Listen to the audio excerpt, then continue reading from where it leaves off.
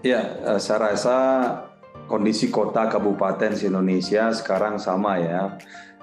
Kita dalam masa-masa pandemi COVID-19, tentu pemerintah pusat, pemerintah daerah sangat fokus dalam bagaimana kita merecovery dampak-dampak dari COVID itu sendiri, mencegah penyebar luasan COVID-19, namun tidak mengganggu tata kelola pemerintahan, khususnya pencapaian visi misi dari kabupaten kota se-Indonesia.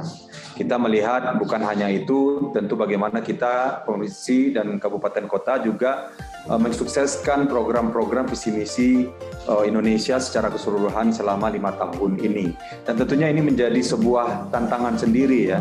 Sangat-sangat penting adanya inovasi, sangat-sangat penting adanya cara-cara berpikir, thinking outside the box, ya, tidak hanya terpaku terhadap anggaran yang ada, tetapi juga bagaimana bisa memaksimalkan anggaran, program, dan juga recovery dari pandemi COVID ini, sehingga target-target pencapaian itu bisa dapat kita laksanakan dengan baik. Dan saya yakin smart city dan elemen-elemennya ini juga akan sangat membantu dalam bidang bagaimana pemerintah dapat melaksanakan dan juga mencapai tujuan-tujuan yang tadi saya sebutkan.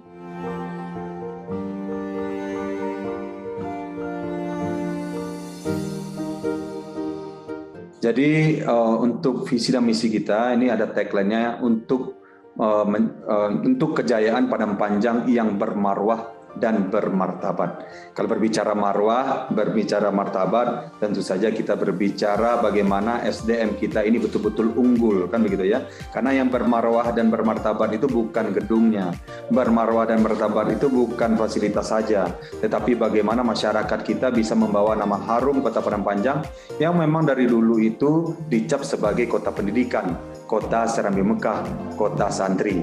Dan tentunya ini yang kami coba garap melalui begitu banyak kegiatan-kegiatan yang ada di Kota Padang Panjang, seperti Padang Panjang Cerdas Berintegritas, Pelayanan yang Prima, Kota Anti Korupsi, Kolusi Nepotisme, Koperasi Syariah, kegiatan guru dan murid juara, ya, Smart Surau, kegiatan beasiswa untuk murid dan guru, dan juga bagaimana peningkatan pelayanan dan juga tata kelola pemerintahan yang responsif dan melayani, ya, apakah itu kegiatan universal health coverage, banyak sekali saya rasa, tetapi intinya adalah bagaimana betul-betul menjaga marwah dan martabat dari Kota Padang Panjang sendiri sebagai kota Serambi Mekah, sehingga memang muaranya adalah bagaimana pendidikan sebagai salah satu primadona dari Kota Padang Panjang ini bisa kita support melalui kegiatan-kegiatan multisektor, multi kedinasan tadi itu.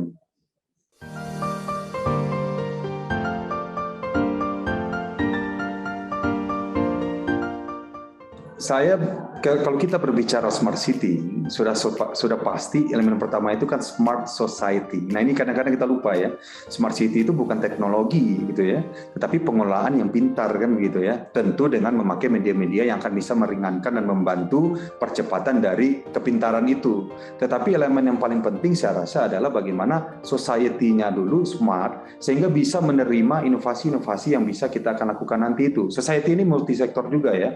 Tentu bagaimana pemerintah, aparatur sipil negara, bagaimana legislatif, bagaimana ini pun juga mempunyai pemikiran yang sama. Sehingga kami menerbitkan Perwako yang tentunya menjadi landasan dan fondasi dari pengimplementasian Smart City tadi itu. Nah, kami alhamdulillah diapresiasi oleh pemerintah pusat melalui Kemenkominfo menjadi kota smart terbaik untuk kategori kota kecil. Dan tentunya banyak sekali inovasi-inovasi yang sudah dilakukan, malahan di tahun kemarin dengan lembaga administrasi negara kita meluncing 150 inovasi, dan alhamdulillah di tahun ini kita pun juga masuk dalam penilaian inovasi dari Kemendagri, dan tentunya elemen-elemennya ini banyak ya yang memakai dan juga mengutilisasi bagaimana kita memakai teknologi aplikasi, ya, bagaimana kita memberdayakan seluruh stakeholders masyarakat dengan cara-cara yang pintar,